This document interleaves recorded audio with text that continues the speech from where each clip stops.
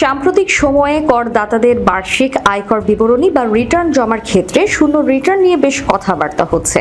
অনলাইনে যারা রিটার্ন জমা দিয়েছেন তাদের প্রায় 70% শূন্য রিটার্ন দিয়েছেন। আয়কর আইনে শূন্য রিটার্ন বলতে কিছু নেই। যখন রিটার্ন জমা দিয়ে কোনো কর দিতে হয় না, সেটাই শূন্য রিটার্ন বলে ধরে নেওয়া হয়। অনেকের মধ্যে ভুল ধারণা আছে যে শূন্য রিটার্ন মানে আয়কর রিটার্ন ফর্ম খালি রেখে জমা দেওয়া। বাস্তবে তা নয়। মনে রাখতে হবে, শূন্য রিটার্ন মানে রিটার্ন ফর্মে সবকিছু শূন্য দেখানো নয়। শুধু 3.5 লাখ টাকার কম আয় হলে কেউ চাইলে শূন্য রিটার্ন দিতে পারেন। এছাড়া কিছু বাধ্যবাধকতার জন্য 3.5 লাখ টাকার কম আয় হলেও রিটার্ন জমা দিতে হয়। তবে রিটার্ন ফর্মের সবকিছু পূরণ করতে হয়। কারো যদি করযোগ্য আয় না থাকে, তখন ওই করদাতা যদি রিটার্ন জমা দেন কিন্তু কোনো কর দেননি, তাহলে সেই রিটার্নকে শূন্য রিটার্ন বলে ধরে নেন কর কর্মকর্তারা, অর্থাৎ রাষ্ট্রের কোনো কর প্রাপ্ত হয়নি। এবার শূন্য রিটার্ন জমা দেওয়ার ক্ষেত্রে কিছু পরামর্শ দেওয়া হলো। বার্ষিক করযোগ্য আয় 3.5 লাখ টাকার কম আয় হলে করদাতা চাইলে শূন্য রিটার্ন দিতে পারেন।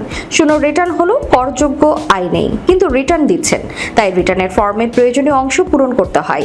একটি কর রিটার্নের মধ্যে অনেকগুলো অংশ থাকে। তার মধ্যে উল্লেখযোগ্য হলো করযোগ্য আয় নির্ধারণ, আয় ও কর হিসাব, রেয়াত হিসাব, সম্পদ ও দায় বিবরণী তৈরি, পারিবারিক ব্যয় প্রদর্শন ইত্যাদি। এগুলো যথাযথভাবে করতে হবে। আয়কর রিটার্ন জমা দেওয়ার সময় যে জীবনযাত্রার ব্যয় বিবরণী জমা দিতে হয়, সেই ফর্ম পূরণ করতে হবে। আপনাকে আপনার পুরো বছরের সংসার খরচ, ঘুরে বেড়ানো, বাড়ি ভাড়া, শিক্ষা খরচ সহ যাবতীয় খরচ দেখাতে হবে। শূন্য রিটার্ন জমা দিলেও সম্পদ বিবরণীও দিতে হবে। আপনি যদি সরকারি কর্মচারী হন, আপনার সম্পদের পরিমাণ যদি 50 লাখ টাকা পেরিয়ে যায়, কিংবা আপনি যদি ওই কর বর্ষে বাড়ি গাড়ির মালিক হলে অবশ্যই সম্পদ বিবরণী জমা দিতে হবে। মনে রাখতে হবে, কোনো সম্পদ নিজের নামে থাকার পরেও সেটা না দেখানো একটা বড় ভুল কাজ।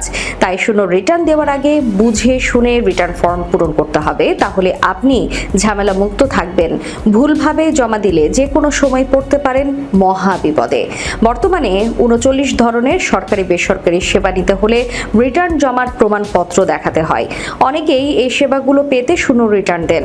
এই 39 সেবার তালিকায় আছে সঞ্চয়পত্র কেনা, ঋণ নেওয়া, বাড়ি গাড়ির মালিক হওয়া, অভিজাত ক্লাবের সদস্য হওয়া, পেশাজীবী সংগঠনের সদস্য হওয়া ইত্যাদি। শূন্য রিটার্ন জমা দেওয়া অনেক সময় প্রয়োজনীয় ও উপকারী হলেও তা জমা দেওয়ার আগে নিজের আর্থিক অবস্থা, আইনগত বাধ্যবাধকতা ও ভবিষ্যতের প্রয়োজন বিবেচনা রাখা দরকার। প্রয়োজনে একজন আয়কর পরামর্শকের সাহায্য আপনি নিতে পারেন।